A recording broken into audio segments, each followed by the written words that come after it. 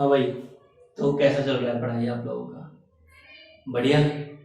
चलिए आज हम अपना नया चैप्टर शुरू करेंगे, जेनेटिक्स। जेनेटिक्स क्या है? Study of heredity and variation क्या कहलाता है? जेनेटिक्स कहलाता है। क्या? Study of heredity and variation क्या कहलाता है? जेनेटिक्स कहलाता है। अब बात आता है सर, हेरिडिटी क्या है? हेरिडिटी क्या है? Transmission of character from one generation to another generation क्या कहलाता है? हेरिडिटी कहलाता है। हेरिडिटी क्या भाई? Transmission of character, transmission of character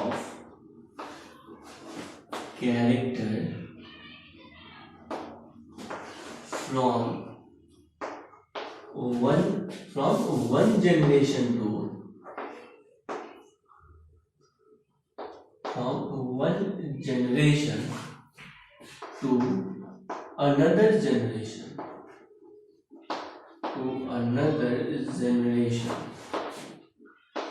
तो mechanism of transmission of character from one generation to another generation क्या कहलाता है? हेरिडिटी कहलाता है। और अगर आप हेरिडिटी के मैकेनिज्म को समझते हैं, क्या हेरिडिटी के मैकेनिज्म को समझते हैं, तब हम उसको कहते हैं इनहेरिटेंस। क्या कहते हैं? इनहेरिटेंस। एंड मैकेनिज्म ऑफ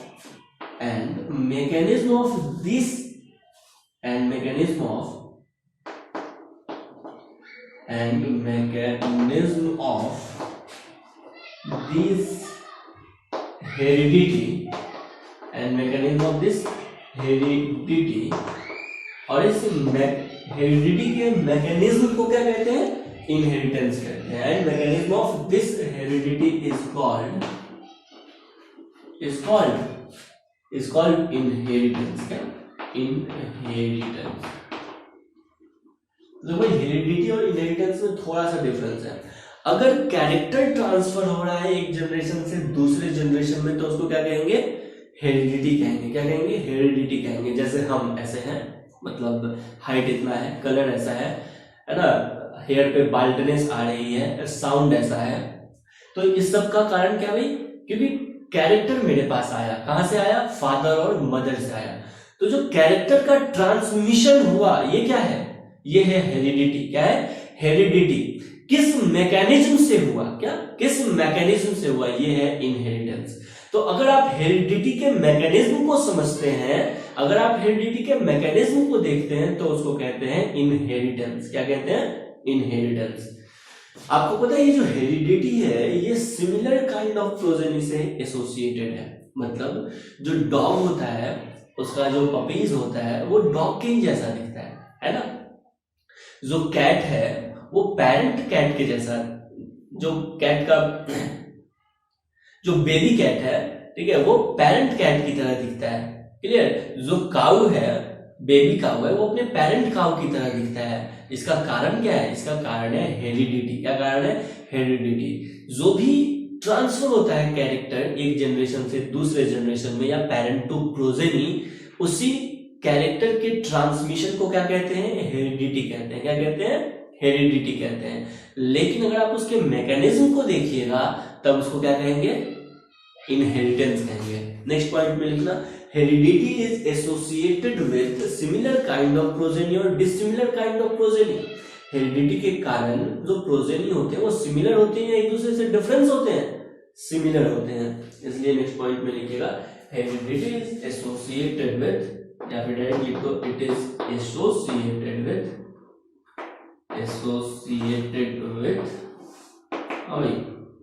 क्या? It is associated with similar kind of progeny. Similar kind of progeny. क्या? Similar kind of progeny. अब बात आता है कि सर वेरिएशन क्या है, क्योंकि आप शुरू में ही बोले कि जेनेटिक्स में हम क्या पढ़ेंगे? हेरिडिटी एंड वेरिएशन पढ़ेंगे। क्या पढ़ेंगे? हेरिडिटी एंड वेरिएशन पढ़ेंगे। तो वेरिएशन क्या है? क्या वेरिएशन क्या है? तो वेरिएशन सेम स्पीसीज के डिफरेंट इंडिविजुअल के बीच, क्या सेम स्पीसीज के डिफरेंट इंडिविजुअल के बीच, या सेम स्पीसीज के डिफरेंट इंडिविजुअल के बीच जो डिफरेंसेस होती है उसको हम कहते हैं वेरिएशन। या या पॉपुलेशन में भी क्या डिफरेंट डिफरेंट पॉपुलेशन में भी जो डिफरेंसेस होती है उसको हम क्या कहते हैं, वेरिएशन कहते हैं। क्या कहते हैं, वेरिएशन कहते हैं। यानी वेरिएशन विद इन स्पीसीज हो सकता है, क्या विद इन स्पीसीज हो सकता है, या पॉपुलेशन में भी क्या हो सकता है भाई, वेरिएशन हो सकता है। डिफरेंट डिफरेंट स्पीसीज में भी क्या हो सकता है, वेरिएशन हो सकता है। डिफरेंट डिफरेंट कम्युनिटी में भी क्या हो सकता है, वेरिएशन होता है। क्लियर है? तो नेक्स्ट हेडिंग बनाइएगा वेरिएशन। वेरिएशन क्या है, differences among individual of same species, क्या differences among individual of same species और इन पॉपुलेशन कॉल्ड वेरिएशन। क्या, वेरिएशन। तो नेक्स्ट हेडिंग बनाइएगा variation.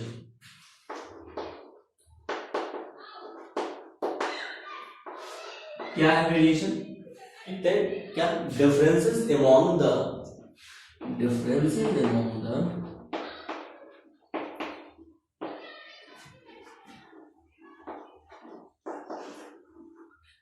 differences among the individual of same species, individual of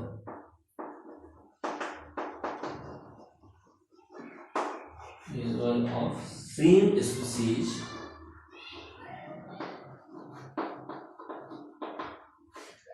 individual of the same species differences among the individual of the same species or population called variation, or population called variation।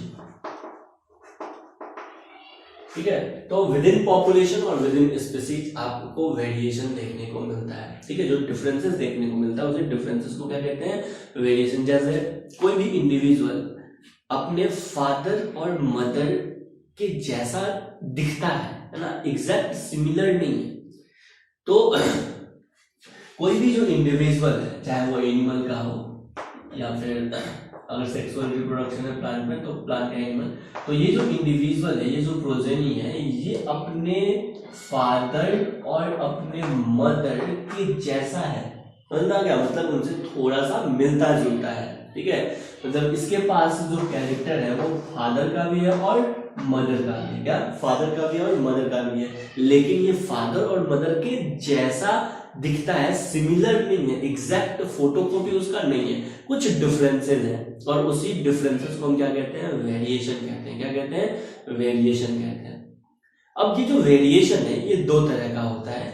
एक होता है acquired variation, उसको कहते हैं somatogenic variation. क्या कहते हैं, somatogenic variation. और दूसरा होता है जर्मिनल वेरिएशन या ब्लास्टोजेनिक वेरिएशन, इसको कहते हैं इनेट वेरिएशन। क्या कहते हैं, इनेट वेरिएशन। ये बर्थ से ही प्रेजेंट होता है। क्या, बर्थ से ही प्रेजेंट होता है। इतना नोट डाउन करेंगे।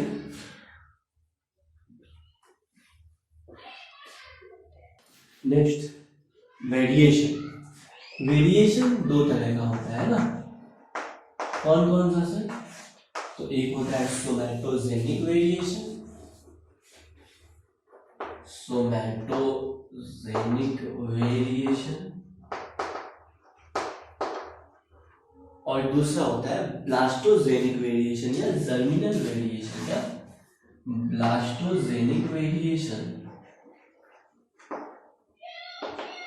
या इसको कहते हैं जर्मिनल वेरिएशन।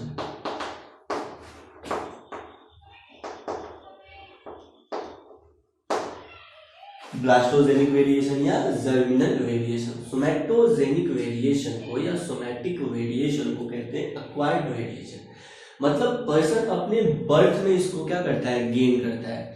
अब सोमैटोजेनिक वेरिएशन मतलब वैसा डिफरेंस जो आप अपने बर्थ के बाद गेन करते हैं, जैसे हेयर स्टाइल हो सकता है। क्या, हेयर स्टाइल हो सकता है, बॉडी बिल्डिंग हो सकता है, मतलब बाइसेप्स, ट्राइसेप्स, ये सब हो सकता है ना, स्किन कलर हो सकता है ड्यू टू इन्वायरमेंट। तो ये सब क्या है, सोमैटोजेनिक वेरिएशन में आएगा। ठीक है, मान लो कोई फेयर पर्सन है, अगर बहुत दिन तक सनलाइट में एक्सपोज होता है तो वो कलर थोड़ा सा डाउन हो जाता है, तो ये क्या है, सोमैटोजेनिक वेरिएशन है। फिर से वो नेचुरल अपने वेदर में आएगा, वो फिर से क्या हो जाएगा, उसी कलर का हो जाएगा। तो ये होता है। या फिर बॉडी पे अगर किसी ने टैटू बनवा लिया तो टैटू भी क्या है, सोमैटोजेनिक वेरिएशन है ना, ऐसा नहीं है कि ये ब्लास्टोजेनिक वेरिएशन है, एक जनरेशन से दूसरे जनरेशन में ये ट्रांसफर नहीं होता है। इंटेलिजेंस क्या है, सोमैटोजेनिक वेरिएशन है। कोई पर्सन अपने लाइफ में जो गेन करता है नॉलेज वो उसका है, ऐसा नहीं है कि उसके ऑफस्प्रिंग को वो नॉलेज ट्रांसफर होगा, है कि नहीं। तो सोमैटोजेनिक वेरिएशन जो होता है वो अक्वायर्ड वेरिएशन होता है, नॉन हेरिटेबल वेरिएशन होता है या नॉन इनहेरिटेबल वेरिएशन होता है, ठीक है। सोमैटोजेनिक वेरिएशन का इनहेरिटेंस पॉसिबल नहीं है। इसमें जो वेरिएशन होता है ना, सोमैटोजेनिक वेरिएशन, ये कैसे अराइज होता है, तो ये इन्वायरमेंटल फैक्टर के कारण हो सकता है, कॉन्शियस इफर्ट के कारण हो सकता है, क्या कॉन्शियस इफर्ट के कारण हो सकता है, यूज और मिसयूज ऑफ ऑर्गन के कारण हो सकता है, लेकिन सोमैटोजेनिक वेरिएशन हेरिटेबल नहीं होता है, ये नॉन हेरिटेबल होता है। क्या नॉन हेरिटेबल होता है। तो चलिए पहले देख लेते हैं सोमैटोजेनिक वेरिएशन या सोमैटिक वेरिएशन के बारे में। इसको कहते हैं अक्वायर्ड वेरिएशन।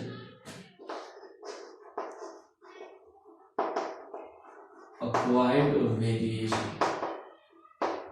यानी ये वैसा वेरिएशन है जो किसी भी पर्सन में आता है आफ्टर बर्थ। कब? After birth. नेक्स्ट, अब ये नॉन इनहेरिटेबल वेरिएशन है, यानी एक दूसरे से ट्रांसफर नहीं होता है, मतलब एक पेरेंट से उसके प्रोजेनी में ट्रांसफर नहीं होता है।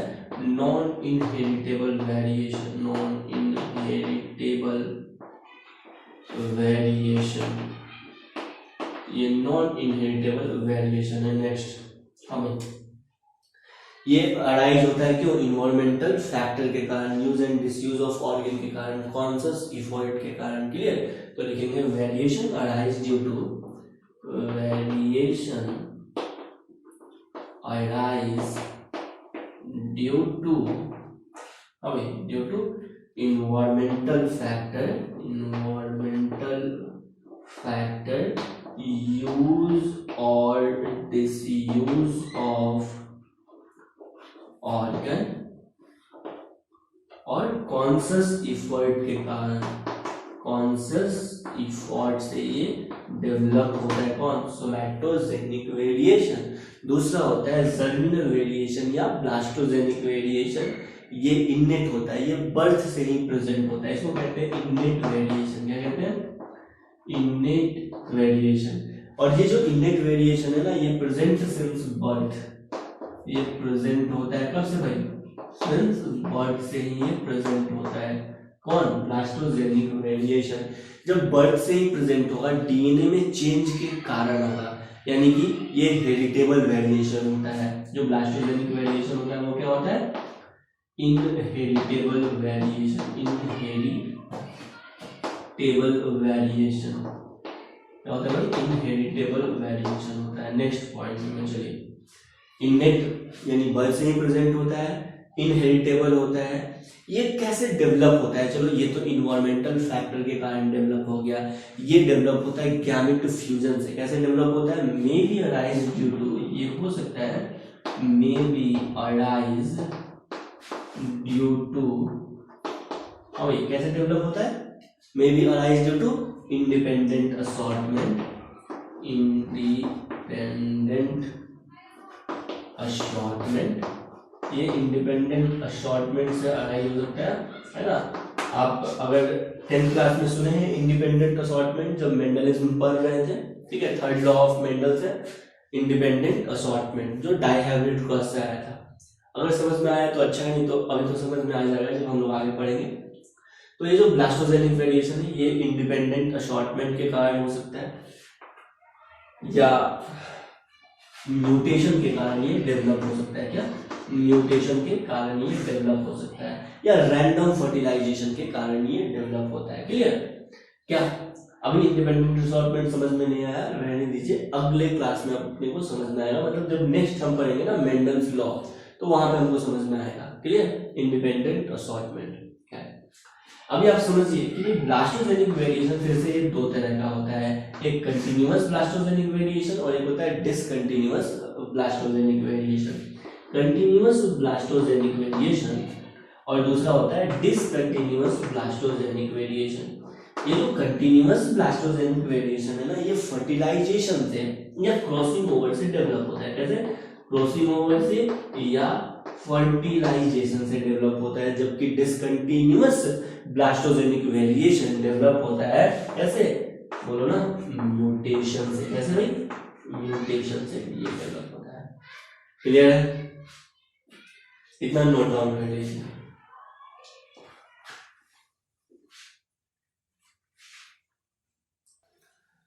नेक्स्ट हेडिंग दीजिएगा जेनेटिक्स, है ना।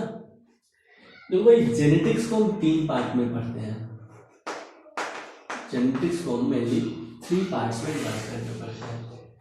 एक होता है क्लासिकल जेनेटिक्स। क्या होता है, क्लासिकल जेनेटिक्स।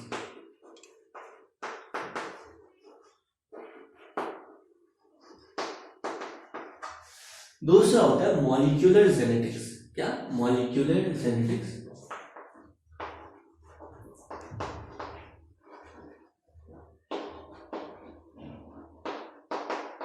और तीसरा, थर्ड होता है क्या, इवोल्यूशनरी जेनेटिक्स। क्या होता है, इवोल्यूशनरी जेनेटिक्स।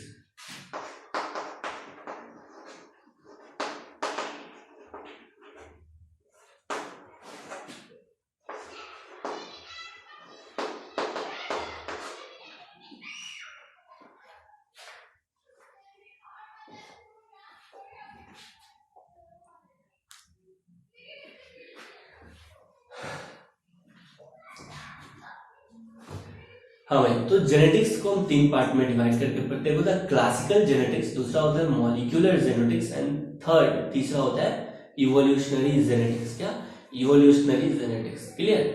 देखिए, क्लासिकल जेनेटिक्स में आता है मेंडल प्रिंसिपल। क्या पढ़ेंगे हम लोग, मेंडल प्रिंसिपल पढ़ेंगे, जो भी मेंडल्स के लॉ थे वो सब पढ़ेंगे। और ये आता है क्लासिकल जेनेटिक्स में, है ना, मेंडल प्रिंसिपल। क्लियर। दूसरा, इसके बाद हम पढ़ेंगे सेक्स डिटर्मिनेशन।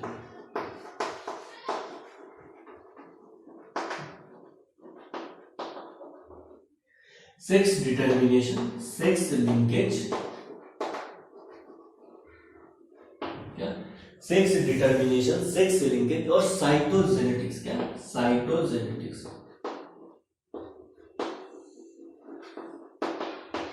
ये सब हम पढ़ेंगे क्लासिकल जेनेटिक्स में। किसमें भी, क्लासिकल जेनेटिक्स में। मॉलिक्यूलर जेनेटिक्स में हम पढ़ते हैं स्टडी ऑफ जेनेटिक मटेरियल। क्या, स्टडी ऑफ जेनेटिक मटेरियल। तो मॉलिक्यूलर जेनेटिक्स में हम पढ़ते हैं study of genetic material.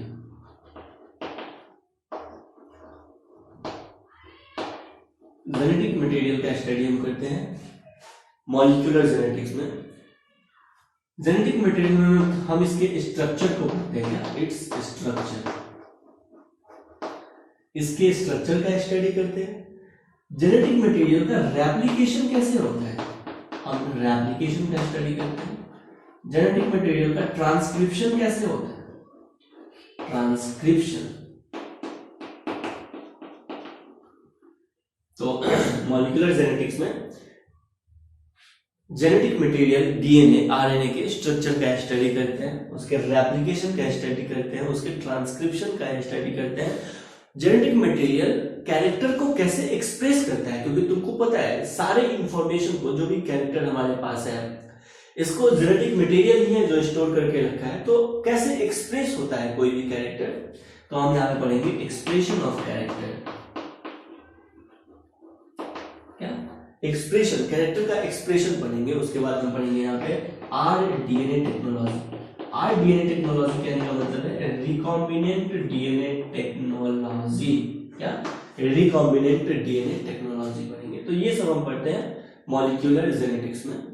Evolutionary genetics में क्या पढ़ते हैं, इवोल्यूशनरी जेनेटिक्स में हम पढ़ते हैं कि समय के साथ इवोल्यूशन कैसे हुआ, समय के साथ जीन फ्रीक्वेंसी कैसे आया, कैसे चेंज हुआ। ठीक है, जो हार्डी-विल्मर्स प्रिंसिपल है वो इवोल्यूशनरी जेनेटिक्स में आता है। कहां पे आता है भाई, इवोल्यूशनरी जेनेटिक्स में आता है। इवोल्यूशनरी जेनेटिक्स आपको दिखाता है कि इवोल्यूशनरी चेंजेस का मैकेनिज्म क्या है। क्या, इवोल्यूशनरी चेंजेस का मैकेनिज्म क्या है, जीन फ्रीक्वेंसी पॉपुलेशन में कैसे चेंज करता है। क्या, जीन फ्रीक्वेंसी पॉपुलेशन में कैसे चेंज करता है, और जीन फ्रीक्वेंसी जब पॉपुलेशन में चेंज होगा तो होता है इवोल्यूशन। क्या होता है भाई, इवोल्यूशन। और उसको कहते हैं पॉपुलेशन जेनेटिक्स भी कहते हैं। क्या कहते हैं? पॉपुलेशन जेनेटिक्स भी कहते हैं। तो इवोल्यूशनरी जेनेटिक्स में आप लिखिएगा क्या? It is the study of mechanism of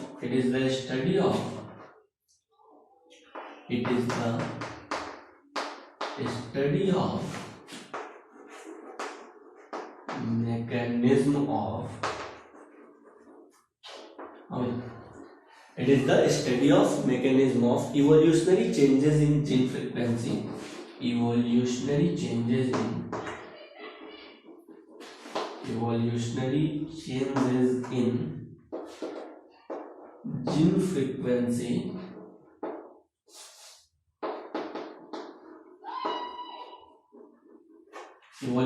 changes in gene frequency in population.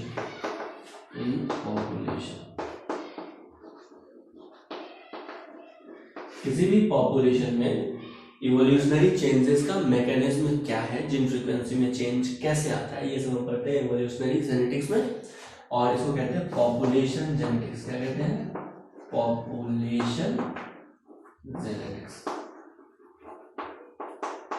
अब आप बोलिए सर आप जेनेटिक्स पढ़ा रहे हैं, एनसीईआरटी में तो कहीं जेनेटिक्स लिखा ही नहीं है ना। देखो एनसीईआरटी का क्या है, एक यूनिट है जेनेटिक्स, है ना। उस यूनिट में क्लासिकल जेनेटिक्स को ना एक नाम दे दिया है, principle of inheritance and variation. क्या? Principle of inheritance and variation. ये जो क्लासिकल जेनेटिक्स है, हम पूरे क्लासिकल जेनेटिक्स को पढ़ेंगे एक चैप्टर में, और उस चैप्टर का नाम है principle of inheritance and variation. क्या? Principle of inheritance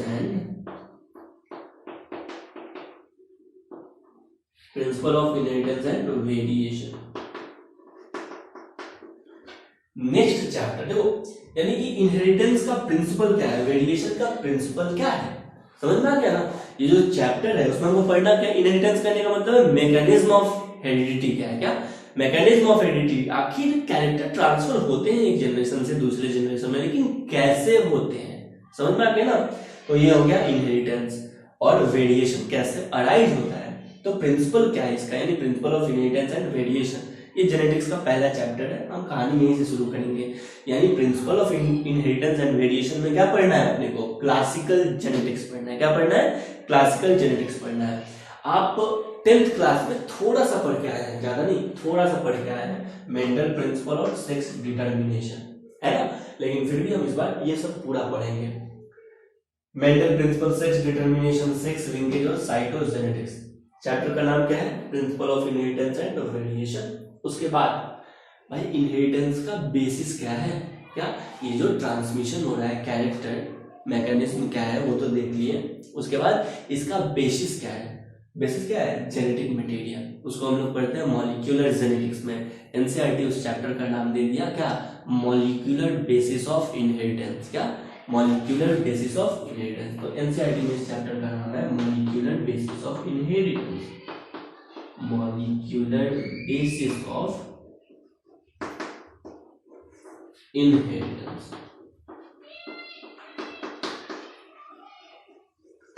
molecular basis of inheritance. और तीसरा ये चैप्टर इसी यूनिट में दिया हुआ है, इसका नाम है इवोल्यूशन। क्या नाम है? इवोल्यूशन। समय के साथ चेंज कैसे आता है, जीन फ्रीक्वेंसी कैसे चेंज करता है। तो बस ये पढ़ना है अपने को, क्लियर है। तो इस बार 12th में हम ये सब पढ़ लेंगे, क्लासिकल जेनेटिक्स, मॉलिक्यूलर जेनेटिक्स और इवोल्यूशनरी जेनेटिक्स।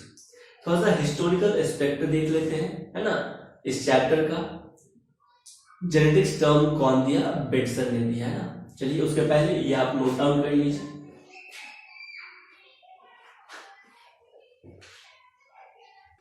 चलिए हाँ भाई, तो अब हम पढ़ेंगे हिस्टोरिकल एस्पेक्ट, है ना। थोड़ा सा देख लेते हैं जेनेटिक्स टर्म कौन दिए। तो सबसे पहले जेनेटिक्स टर्म दिए कौन? बेटिसन ने। किसने दिया था भाई?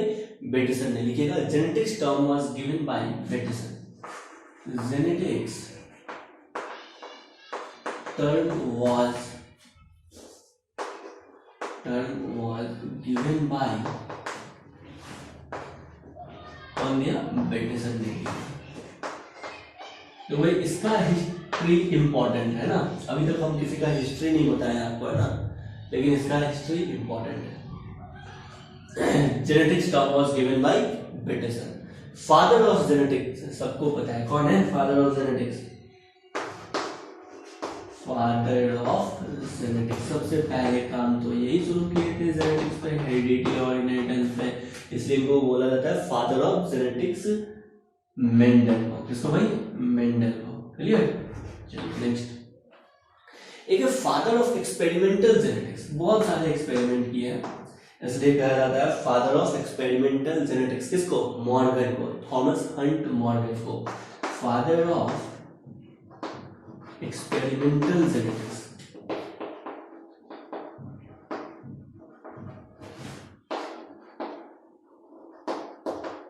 कौन है भाई? मॉर्गन। कौन है? मॉर्गन, पीएच मॉर्गन या थॉमस हंट मॉर्गन।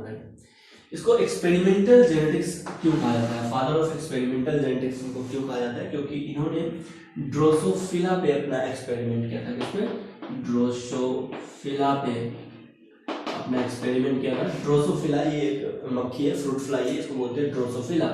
और ये आपको समझाए थे लिंकेज। क्या समझाए थे भाई? लिंकेज हम भी पढ़ेंगे, लिंकेज। उसके अलावा सेक्स लिंकेज, क्रॉसिंग ओवर। क्या? Sex linkage, crossing over, crossing over. उसके अलावा क्रिस क्रॉस इनहेरिटेंस, ये सब हम पढ़ेंगे ना, क्रिस क्रॉस इनहेरिटेंस। ठीक है, तो ये सब हम पढ़ते हैं एक्सपेरिमेंटल जेनेटिक्स। और ये सब किसका दिया हुआ भाई? थॉमस हंट मॉर्गन का। Linkage, sex linkage, crossing over, criss cross inheritance, ये सबको एक्सप्लेन किए थे मॉर्गन, इसलिए इसको कहते हैं father of experimental genetics. Father of human genetics and biochemical genetics कौन है? क्या? Father of human genetics and biochemical genetics. Next, father of human genetics, human genetics या बायोकेमिकल जेनेटिक्स, बायोकेमिकल जेनेटिक्स। कौन है फादर ह्यूमन जेनेटिक्स का? ए गैरोड। क्या नाम है इनका भाई? ए गैरोड। आप बस गैरोड याद रखिए, गैरोड। ठीक है, तो ये जो गैरोड है ना, ये फादर ऑफ ह्यूमन जेनेटिक्स के नाम से इनको जानते हैं। किस नाम से भाई? फादर ऑफ ह्यूमन जेनेटिक्स के नाम से जानते हैं, या बायोकेमिकल जेनेटिक्स के नाम से जानते हैं ए गैरोड को। ए गैरोड सबसे पहले एक डिजीज है एल्कैप्टोन्यूरिया। क्या है भाई? एल्कैप्टोन्यूरिया। ये ह्यूमन में होता है एल्कैप्टोन्यूरिया। इसको ब्लैक यूरिन डिजीज भी कहते हैं। क्या? Black urine disease. तो सबसे पहले ये जो गैरोड है ना, ये सबसे पहले ये ह्यूमन में एक जेनेटिक डिसऑर्डर एल्कैप्टोन्यूरिया का डिस्कवर किए थे, इसीलिए इनको फादर ऑफ ह्यूमन जेनेटिक्स कहते हैं या फादर ऑफ बायोकेमिकल जेनेटिक्स कहते हैं। तो हिस्ट्री आप याद रखिएगा। अगले क्लास से हम पढ़ेंगे कुछ जेनेटिकल टर्म और शुरू करेंगे अपना मेंडलिज्म। क्या? मेंडलिज्म। क्लियर है? तो कुछ रिलेटेड टर्मिनोलॉजी देखेंगे अगले क्लास में। आज के लिए इतना ही। ये बस एक इंट्रोडक्टरी चैप्टर था, आप समझ गए। जेनेटिक्स को 3 पार्ट में क्लासिकल, मॉलिक्यूलर और इवोल्यूशनरी जेनेटिक्स के फॉर्म में पढ़ते हैं। हेरिडिटी क्या है और इनहेरिटेंस क्या है, डिफरेंस समझ में आया। ट्रांसमिशन ऑफ कैरेक्टर हेरिडिटी है, और मैकेनिज्म अगर आप उसका स्टडी कर रहे हैं तो उसको कहते हैं इनहेरिटेंस। क्या कहते हैं? इनहेरिटेंस। तो आज के लिए इतना ही। Thank you.